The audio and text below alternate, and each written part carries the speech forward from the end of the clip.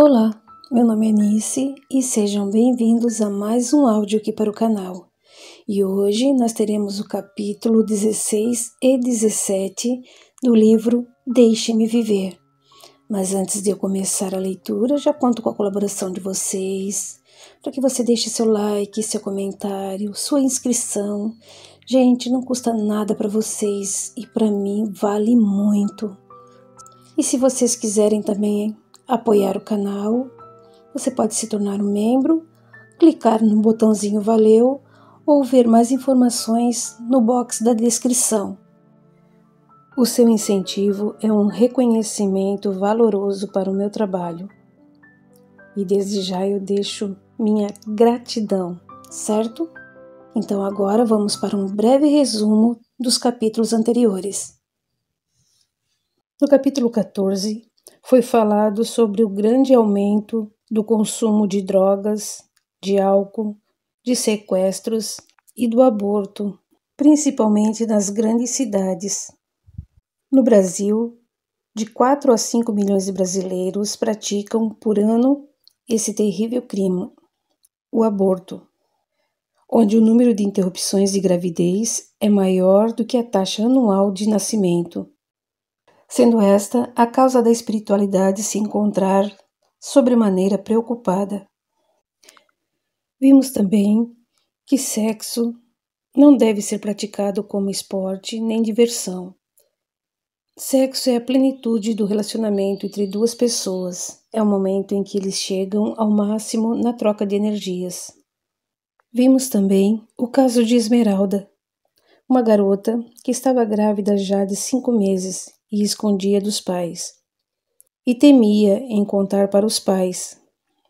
Quando ela enfim conseguiu contar a verdade, os pais recomendaram abortar.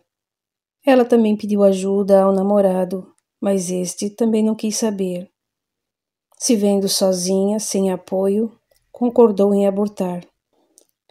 Só que não foi apenas uma vida ceifada, e sim duas, pois tanto mãe e filha morreram na hora do aborto. Vimos o caso também de uma jovem de mais ou menos 16 anos que se encontrava na sala de espera de uma clínica recém-inaugurada. Ela estava esperando para ser chamada para fazer o aborto. Ela estava esperando um filho de seu cunhado, um homem bem mais velho que ela, de aproximadamente 40 e poucos anos. Por mais que a equipe de Luiz Sérgio tentasse, não conseguiram evitar o mal, e ela concluiu o aborto. O espírito daquele que seria seu filho ficou alojado em seu útero, causando-lhe hemorragias, dores e remorsos. Ele se recusava em sair dali. Luiz Sérgio tentou argumentar com o espírito, mas nada conseguiu. Este queria vingança, dizendo que não sairia dali e que iria matá-la assim como ela fez com ele. Foi então que Lelis aproximou-se do útero de Isabelle, a garota que havia abortado, e começou a fundir-se nele. De pronto, perceberam que Ives, o espírito, recém-abortado, já não se encontrava no útero de Isabelle, e sim no útero de Lelis. E assim puderam levar o espírito para ser tratado num hospital espiritual. Isabelle começou a demonstrar melhoras, mas ficou com sequelas. Nunca mais poderia ter um filho. Ficou estéril. Agora que vocês relembraram os capítulos anteriores, vamos para os próximos capítulos. Capítulo 16. Não matarás. Por que a preocupação? Interrogou-me Misael, vendo-me pensativo. Amigo, estava pensando como os encarnados são injustos.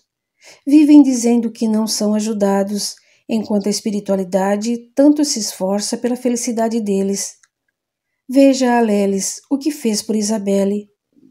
Misael nada mais falou, apenas tocou suavemente em meus ombros. E agora, onde iremos? Juntar-nos aos outros no auditório da casa espírita. Confesso que me achava muito triste, Não me conformo dessas meninas dormirem hoje com um, amanhã com outro, sem temer as consequências. A sorte é que a mocidade passa rápido, mas enquanto isso, irão semeando espinhos nas suas estradas. Ao chegarmos, lá estavam os outros irmãos, Aloísio, Amintas, Ápila e doutora Kelly. Sentei-me ao lado de Aloísio. Luiz, parece que você viu um fantasma, disse-me sorrindo. E vi. O fantasma do ódio e da inconsequência. O auditório estava lotado, todos respeitosos e sérios junto aos abortados. Sem demora, entrou o palestrante, Dr. Antero. A plateia, silenciosa, embevecia-se com as palavras do querido espírito. Deus, Criador e incriado de todo o universo, um dia criou o homem. Todo cuidado foi tomado, e com que carinho o Pai plantou a semente da vida. Recordemos esta bela parábola em Mateus, capítulo 21, versículo 33. Havia um proprietário que plantou uma vinha, circundou-a com uma paliçada, cavou nela um lagar e edificou uma torre, e entregou-a a uns lavradores e saiu do país. Essas palavras de Jesus levam-nos a buscar em Isaías, capítulo 5, versículo 1 e 2, cantarei ao meu bem-amado o cântico do meu parente sobre a sua vinha. O meu amado adquiriu uma vinha, plantada numa colina fortíssima. Cercou-a de uma sebe e tirou dela as pedras. Plantou-a de cepas escolhidas, edificou uma torre no meio, construiu na mesma torre um lagar. Esperava que desse boas uvas, mas produziu labruscas. Vejam como as escrituras precisam ser analisadas. Só assim a doutrina espírita será compreendida.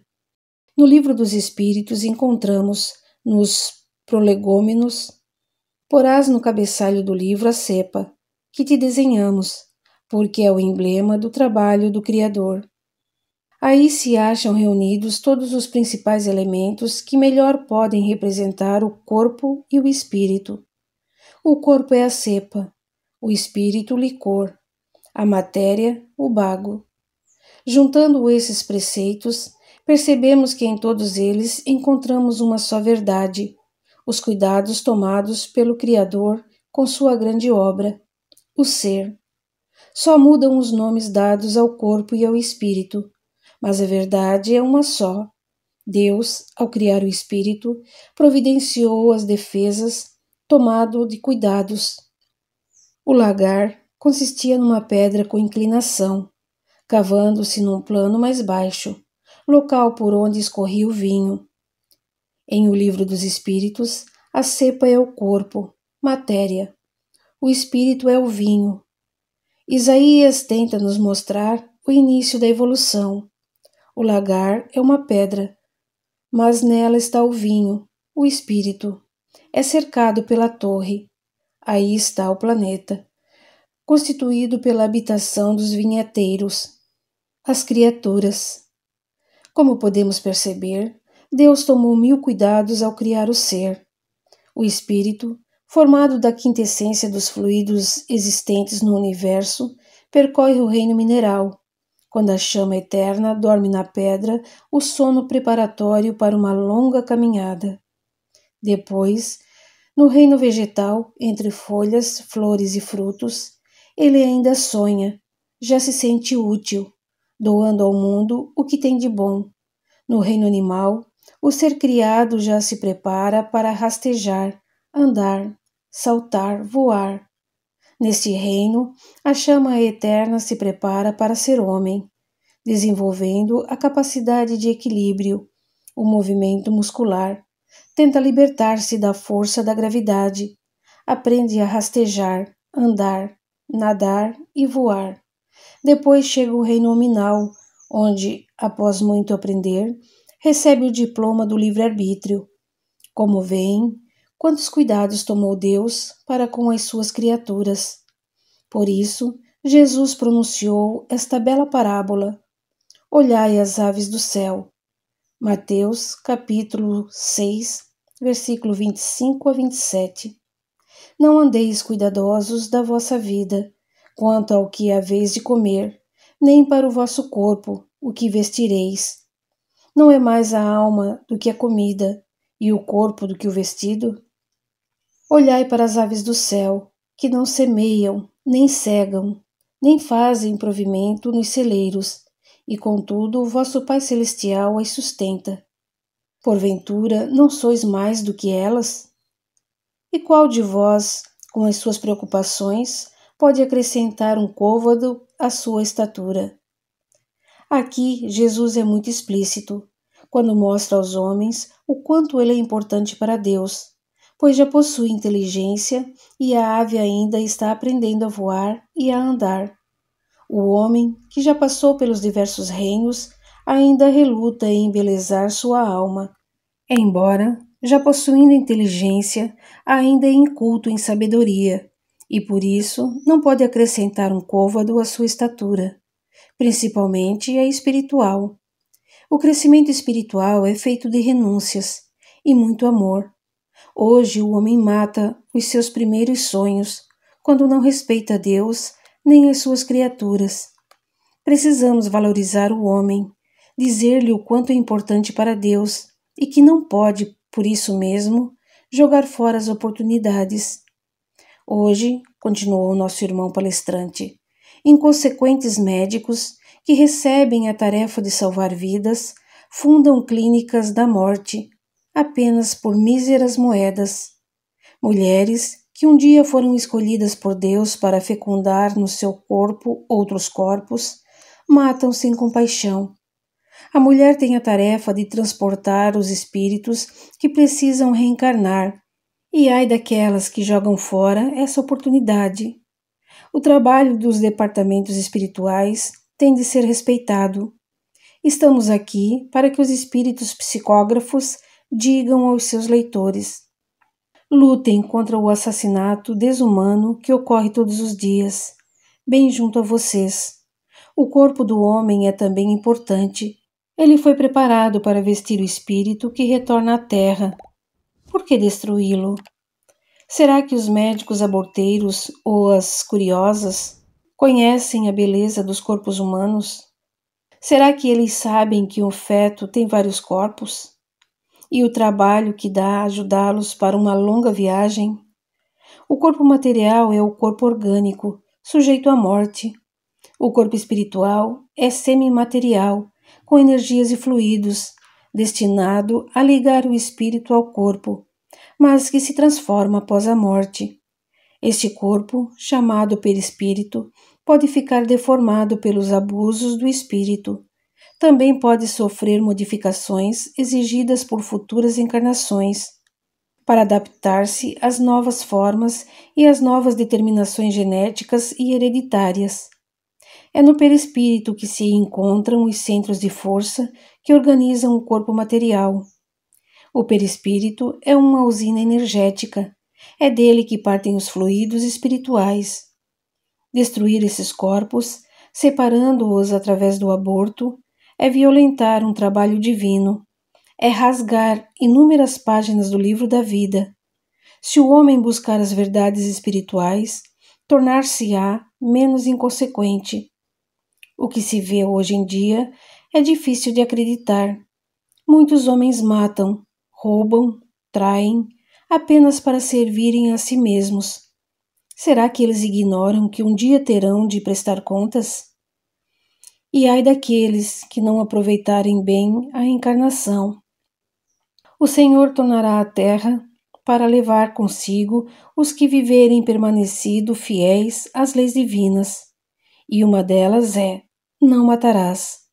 Com a liberação do sexo, está se tornando mais difícil a reencarnação. Os casais, distanciados do amor, apenas se juntam para satisfazer o desejo. Desejo este, muitas vezes, forjado por estimulantes. Como preparar a descida de um espírito em vasos tão infectados pela falta de moral e de amor? Como fazer germinar em um ventre materno uma semente divina quando este ventre está bem longe de ser a manjedoura de Deus? Precisamos orientar as casas espíritas, pedindo aos seus dirigentes que promovam campanhas esclarecedoras sobre o aborto. Queríamos que os encarnados soubessem, prosseguiu, que a conjugação entre os corpos espiritual e físico não se faz ao acaso, depende de um trabalho imenso, ainda desconhecido pelos homens. Não adianta algumas mulheres gritarem que são donas do seu corpo. Nenhum espírito é ligado a uma mulher sem uma atração específica. Não podemos esquecer que o espírito reencarnante sofre várias alterações, não somente na sua organização perispiritual, como no seu espírito. Para retornar o espírito à carne, seu corpo perispiritual sofre um processo de redução, de concentração, para um perfeito encolhimento.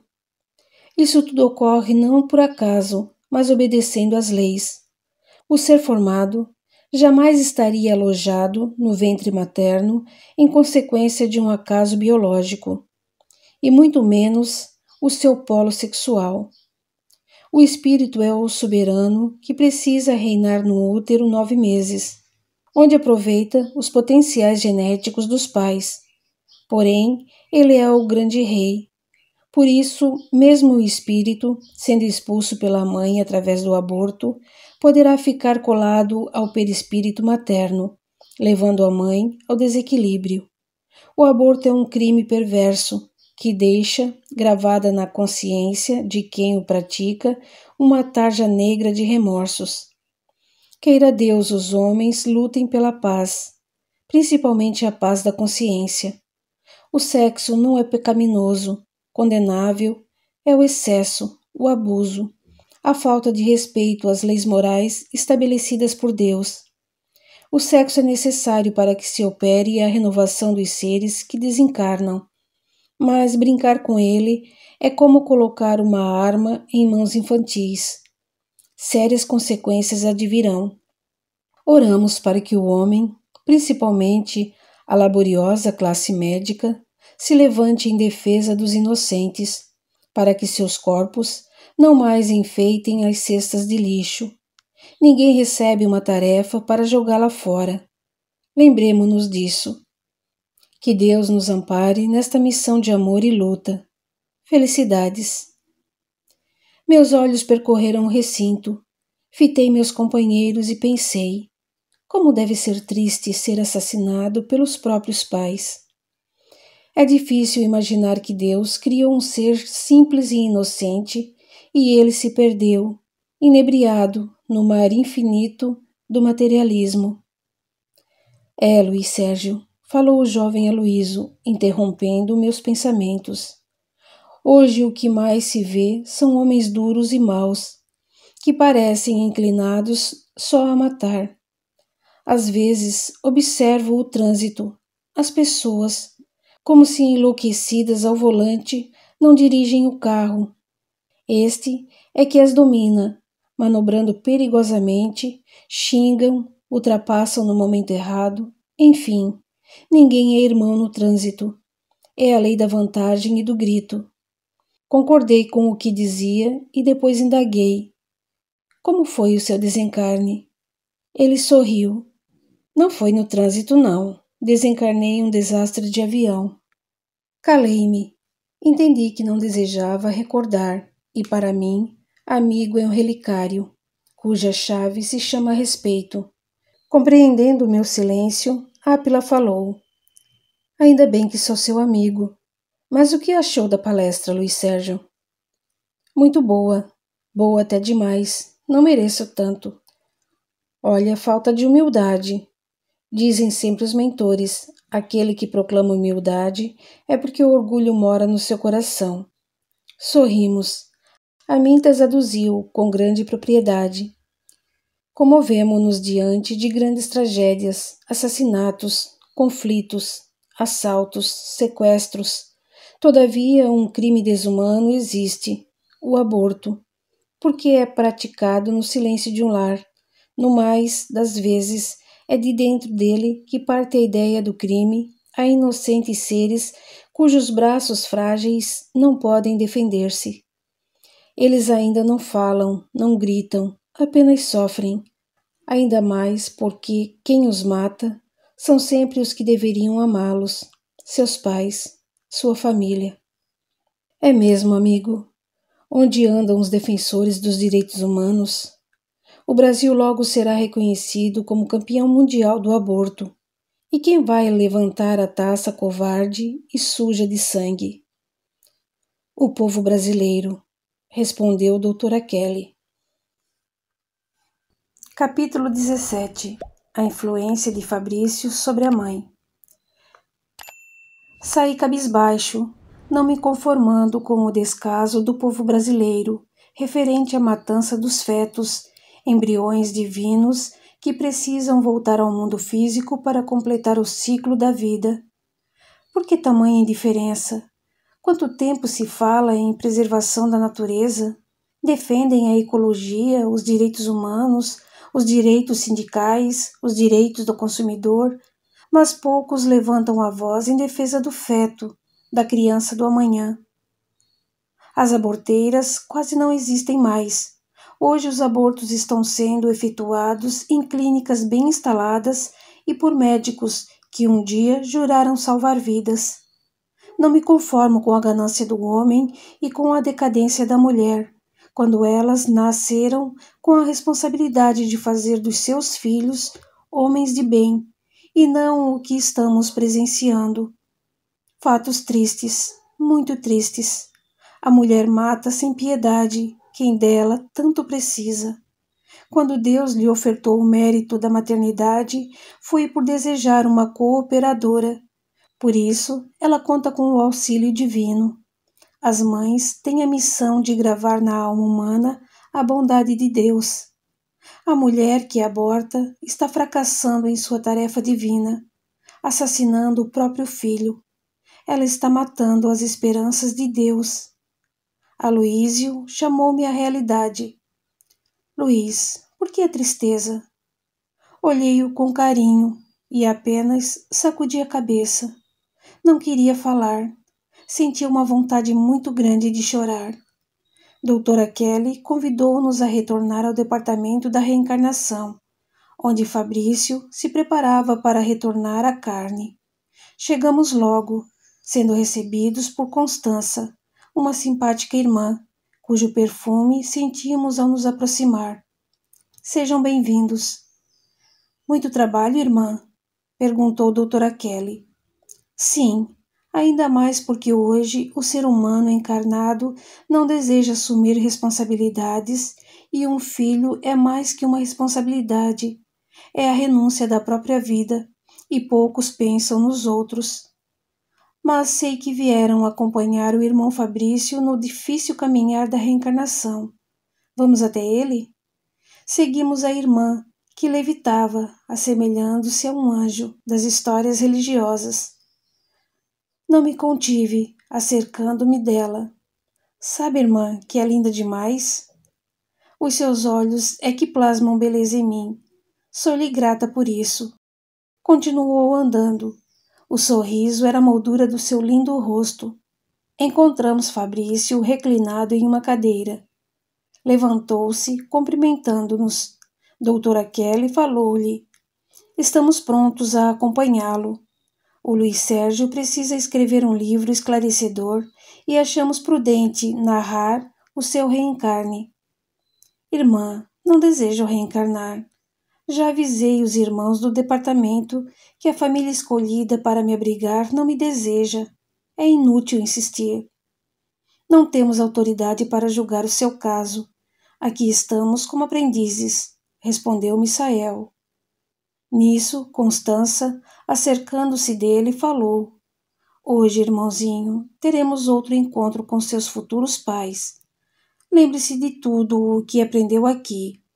Inclinando-se em total respeito, respondeu. Mesmo contrariado, estarei na sala 10, esperando-os. Agradecemos, Fabrício, e lhe desejamos muita paz. Constança afastou-se, e nós o acompanhamos. Confesso que me encontrava já impaciente, não vendo a hora do tal encontro, mas ainda tivemos de assistir a várias aulas até o esperado momento. Ao chegarmos à sala 10, uma música suave energizava o ambiente, assim como a luz verde água. Fabrício já aguardava os futuros pais. Em determinado momento, vimos-los entrar, meio assustados, em desdobramento perispiritual. Percebemos o olhar de amor de Fabrício para Mariana, a jovem de 18 anos que estava diante dele. O jovem que a acompanhava, Rogério, olhou-o com indiferença. Constança interveio. Queridos Rogério e Mariana, qualquer relação sexual tem por fim um compromisso, e o de vocês é receber Fabrício como filho. Rogério gritou: Filho? Nem pense nisso. Estamos aproveitando a vida. Muito certo, são jovens, podem aproveitar a vida, mas o sexo não é parque de diversões. Sexo é um elemento precioso na máquina da vida.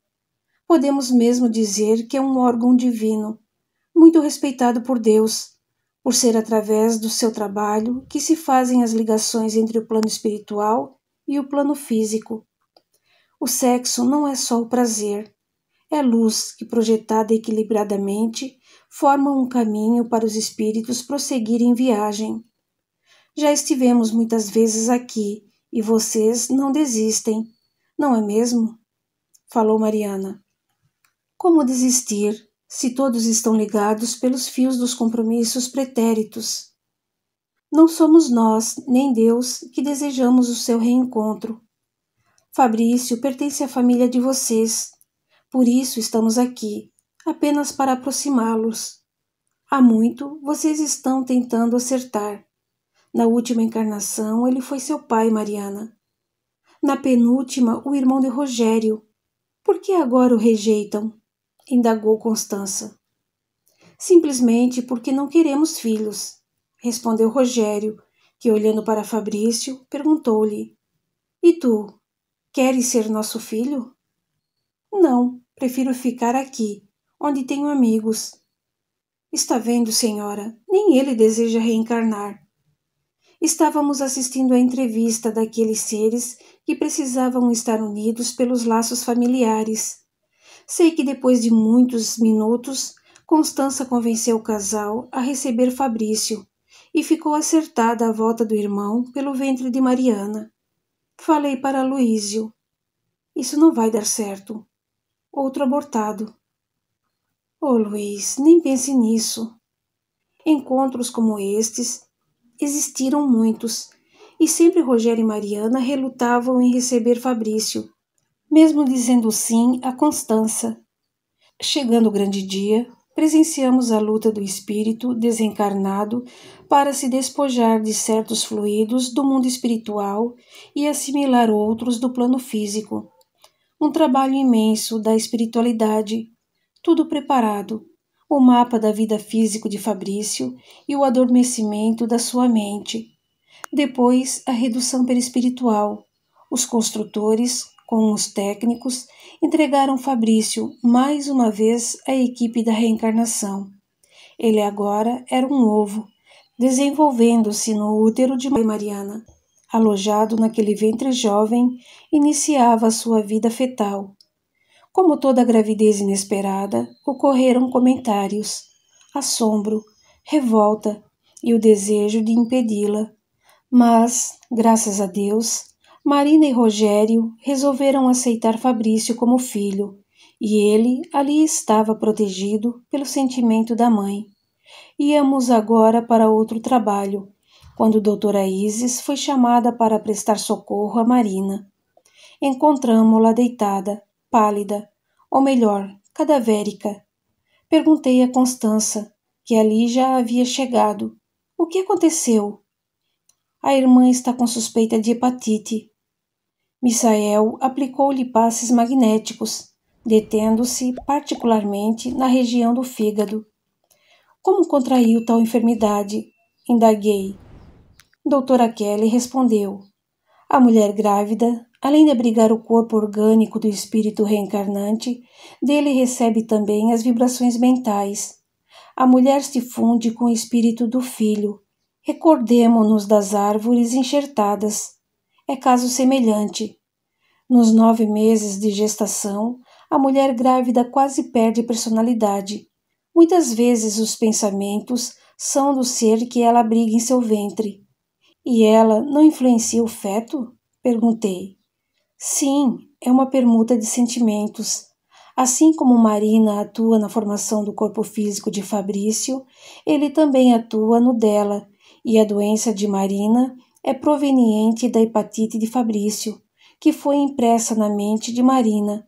Não só os corpos estão ligados, as mentes de ambos também. A partir desse instante, Isis iniciou a dispersão mental para aliviar a doença de Marina. Eu prestava muita atenção ao quadro clínico, quando foi projetada sobre a mente de Fabrício a cura da doença que motivou o seu desencarne, a hepatite.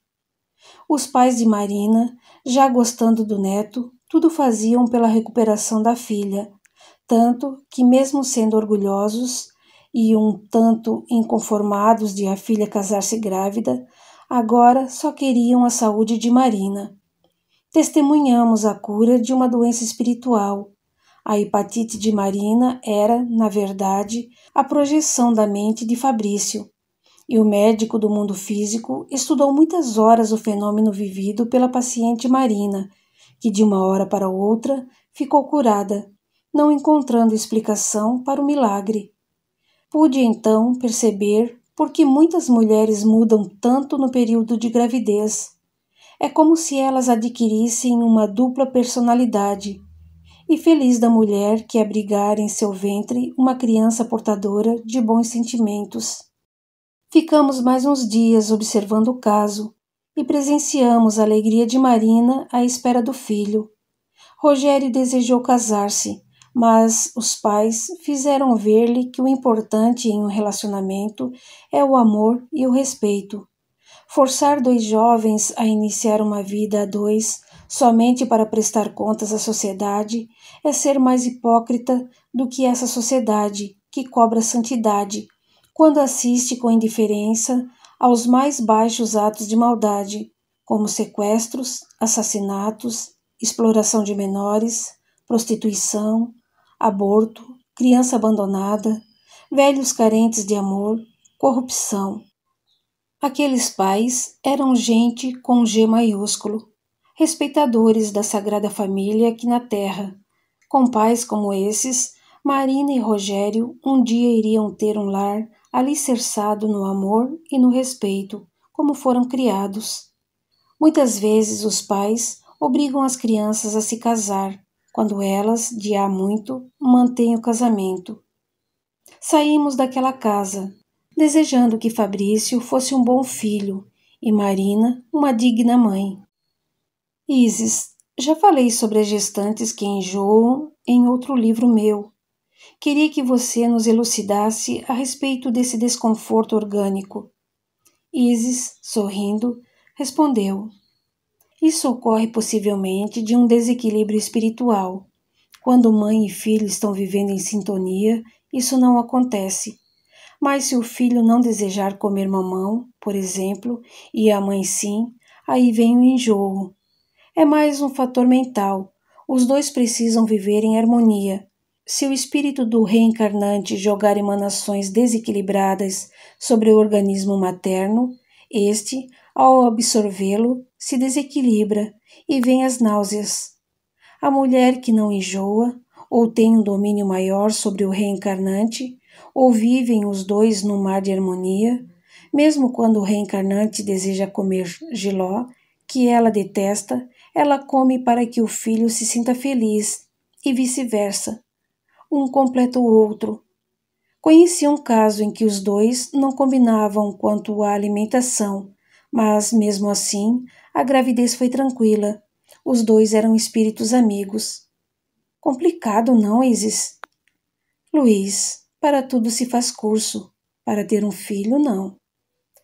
Muitas mulheres recebem um filho sem preparo algum, Só na espiritualidade existe essa preocupação. As casas religiosas e as autoridades deveriam tornar rotineiros os cursos para casamento e recebimento de filhos, quando o jovem e a jovem completassem idade para isso. Por que isso, Isis? Simplesmente porque estão brincando com o casamento e com a maternidade. O que mais se vê hoje em dia é casamento desfeito e criança abandonada, mesmo em casas confortáveis. Muitos pais não querem sacrificar-se pelos filhos e mais tarde colherão lágrimas e desespero. Fico muito triste quando vejo bebês mal cuidados, como sofrem pelas fraldas sujas e molhadas, pela preguiça dos pais. Não esterilizando os utensílios do bebê, sucedem-se as diarreias que levam à desidratação. Os bebês são entregues a serviçais sem preparo, porque as mães desejam viver comodamente e nada fazem pelo bem dos filhos. As assaduras são constantes, porque as mães não sabem que têm de lavar os órgãos genitais após a urina e a defecação. As sopas das crianças são compradas em supermercados ou mal feitas, sem o mínimo capricho, porque perfeição é tempo e muitas mulheres não têm tempo para os filhos. As crianças sofrem e nós, junto a elas. Pode dizer-nos, Isis, o que torna uma criança feliz? Vou dizer, contrariamente, o que faz um filho infeliz e o leva à marginalidade. Faça-o sentir-se rejeitado, inferior e desprezado. Bata em seu filho a qualquer momento, mostrando que você é o chefe. Não mantenha disciplina, não lhe dê ocupação. Minta para ele. Briguem, pai e mãe, diante do filho. Critique o vizinho, os sogros, os amigos. Vá contra o professor por tentar educar seu filho. Deixe-o à frente da televisão, diante de filmes violentos e com cenas de sexo. Deixe-o longe da religião. Não procure saber quem são os amigos do seu filho. Deixe-o ficar na rua até altas horas da noite. Consinta que trate mal os empregados. Furte alguma coisa diante dele. Seja áspero com as pessoas. Não dê amor e compreensão ao seu filho. Não o leve a passeios, ao cinema, ao teatro, aos concertos. Não o ensine a amar a música e a natureza. Presenteie-o com brinquedos violentos. Mande-o revidar as ofensas e, quando brigar, aplauda-o. Principalmente quando bater nos amigos. Diga-lhe que precisa pisar nos outros para vencer na vida. Não o apresente ao Cristo. Deixe-o fazer o que deseja, mesmo ferindo os outros. Xingue-o com palavrões. Seja avaro com o alimento que ele come. Cobre dele tudo o que você faz ou fez por ele. Enfim, Luiz, tudo isso leva uma criança à marginalidade. Aí, coitada, os pais falham na sua educação. Isis, você luta pelo direito da criança, não é mesmo? Lutamos pela felicidade do ser, e ninguém pode ser feliz ao lado da marginalidade. A criança mal educada hoje será o desajustado de amanhã. Precisamos criar cursos em colégios, faculdades, centros espíritas, centros comunitários e outras entidades sobre o casamento e a criação de filhos. Porque se continuarmos assim, como estamos, o mundo vai chorar mais e mais do que está chorando agora. Continua no capítulo 18. Até lá!